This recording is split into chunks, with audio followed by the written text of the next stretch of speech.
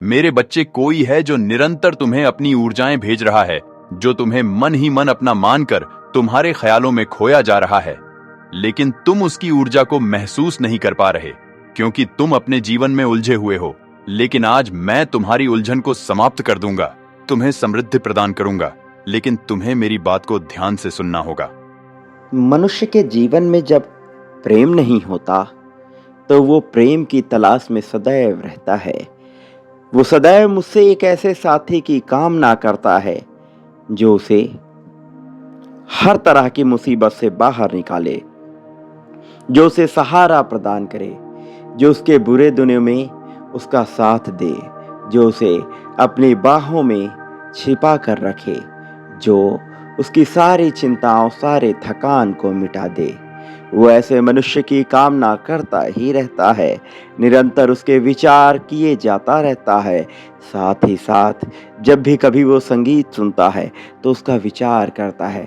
जब भी कभी वो कोई ऐसा दृश्य देखता है जहाँ प्रेम की भावना स्पष्ट हो रही हो, या फिर किसी की परेशानी देखता है, या स्वयं ही जीवन में परेशान होता है, तो वो साथी की तलाश करता है, वो साथी की कामना करता है। वो मुझसे निरंतर प्रार्थनाएं करता है कि मैं उसके जीवन में ऐसा कोई साथी भेज दूं जो सदैव उसका साथ दे, जो कभी भी उसे अकेला ना होने दे, जो कभी भी उसे कमज़ोर ना पड़ने दे, जो उसकी हर तरीके से सहायता करे, चाहे वो आर्थिक हो, चाहे वो सामाजिक हो, चाहे वो मानसिक हो, चाहे वो शारीरिक हो, या फिर वो आध्यात्मिक ही क्यों ना हो। लेकिन जब मनुष्य को ऐसा साथी प्राप्त होता है तो वो उस साथी की कद्र नहीं करता, फिर वो किसी दूसरे की तलाश में रहता है। हर साथी में वो कोई ना कोई कमी तलाशता रहता है, हर मनुष्य में वो कोई ना कोई कमी तलाशता रहता है। एक मनुष्य को यदि क्रोध आता है तो उसका कारण ये है कि कोई उसकी उम्मीद पे खरा नहीं उतर रहा है। वो अपने भाई से क्रोध करता है, वो अपनी बहन से क्रोध करता है, वो अपने माता पिता, अपने रिश्तेदारों से क्रोध करता है, वो अपने मित्रों से क्रोध करता है, क्योंकि उसे उम्मीद होती है कि वो सब उसका ख्याल रखें, वो सब उसका साथ दें। लेकिन जब बदले में उसे वो प्राप्त नहीं होता तो वो स्वयं को अकेला मान लेता है, अकेला महसूस करने लगता है, जबकि वास्तव में कोई भी मनुष्य इस संसार में अकेला नहीं है।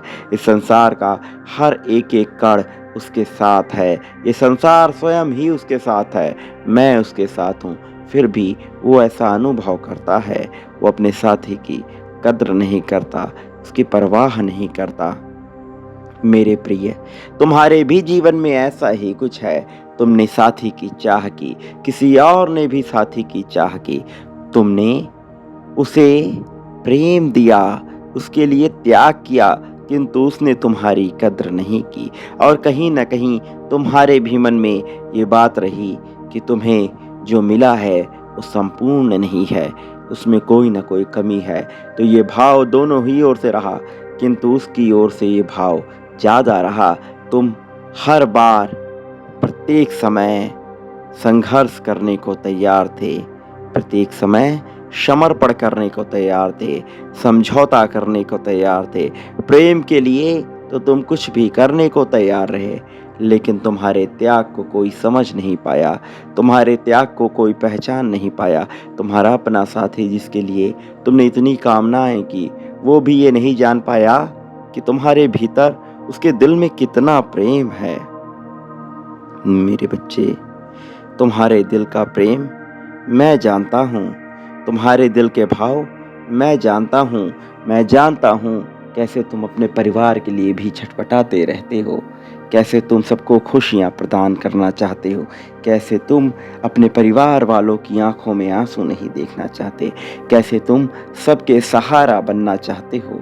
साथ ही साथ अपने साथी के लिए तो तुम बहुत कुछ करना चाहते रहे, लेकिन बदले में तुम्हें कभी वो प्रेम मिला नहीं, तुम्हारे त्याग को किसी ने जाना नहीं। लेकिन अब समय अलग हो चुका है, अब समय बदल चुका है, अब समय पहले जैसा नहीं रहा। अब तुम्हारे लिए भाग्योदय का समय है। अब समय परिवर्तन का है, इसलिए उसके मन में तुम्हारे प्रति प्रेम बढ़ता जा रहा है। वो निरंतर तुम्हें प्रेम ऊर्जाएं भेजता जा रहा है। वो बहुत ज़्यादा संकेत भेज रहा है। उसके मन में छटपटाहट हो रही है, उसका दिल घबरा रहा है, वो तुमसे मिलने को व्याकुल हो रहा है। बेताबी उसके हृदय में बढ़ती जा रही है। बेचैनी उसे रातों को महसूस होती है। वो रातों को उठ जाया करता है और बेचैनी को महसूस करता है। वो समझता है कि ये सब कुछ तुम्हारी वजह से है, तुम्हारे प्रेम की वजह से है। जब उसे तुम्हारा प्रेम प्राप्त नहीं हो रहा तो उसके मन पे क्या बीत रही है मैं समझ रहा हूँ। और वो इस कमी को पूरा करना चाहता है जिसके लिए वो निरंतर तुम्हारा विचार कर रहा है। लेकिन मैं कुछ और करने की सोच रहा हूँ। मैं तुम्हारे लिए कुछ और योजनाएं बना रहा हूँ, कुछ ऐसी योजनाएं जिसका ज्ञान ना तो तुम्हें है, जिसका ज्ञान ना तो उसे है, जिसका ज्ञान इस संसार में किसी को भी नहीं है। और मेरी योजना पे कभी संदेह मत करना, क्योंकि जो योजना मैं बना रहा हूँ उस योजना से तुम्हें ना केवल खुशी प्राप्त होगी बल्कि बहुत ज़्यादा समृद्धि भी प्राप्त होगी और उस सुकून का एहसास होगा जिसकी कामना तुमने सदियों से करी है। मेरे बच्चे, अब समय बदलने वाला है।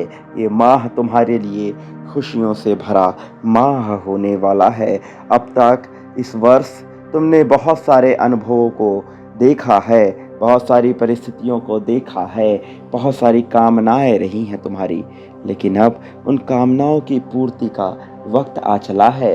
ये वर्ष बीत रहा है, दिन दिन करके ये वर्ष समाप्त होता जा रहा है और फिर एक नया वर्ष प्रारंभ हो जाएगा। लेकिन तुम्हारी कामना ज्यों की त्यों बनी हुई है, इसलिए अब तुम्हारी उन कामनाओं की पूर्ति का समय आ चुका है। अब समय तुम्हें खुशियाँ प्राप्त होने का है।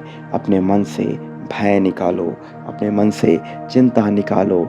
मैं तुम्हारी सहायता के लिए आ चुका हूँ। मैं तुम्हारी सहायता के लिए स्पष्ट रूपों में आऊँगा, तुम्हारे अपने ही किसी के रूप में, जिसका ज्ञान तुम्हें प्रारंभ में तो नहीं होगा, लेकिन समय के साथ तुम्हें इस चीज़ का ज्ञान होता जाएगा। मेरा आशीर्वाद सदैव तुम पर बना रहेगा। मेरे आशीर्वाद के संरक्षण में तुम विजय को प्राप्त करोगे। तुम उस जीत को प्राप्त करोगे जिस जीत को तुम्हें बहुत पहले ही पा लेना चाहिए था। लेकिन जो होता है बेहतर होता है, अच्छे के लिए होता है। अब तुम्हारे अच्छे समय की शुरुआत हो चुकी है। अब परम ब्रह्म की कृपा तुम पर पड़ चुकी है, इसलिए सारे दुखों को भूलकर मेरे आशीर्वाद को स्वीकार करो। मेरे बच्चे, तुम इस संसार में सदैव सुखी रहोगे, तुम्हारा सदैव कल्याण होगा, तुम्हारा उत्थान होगा।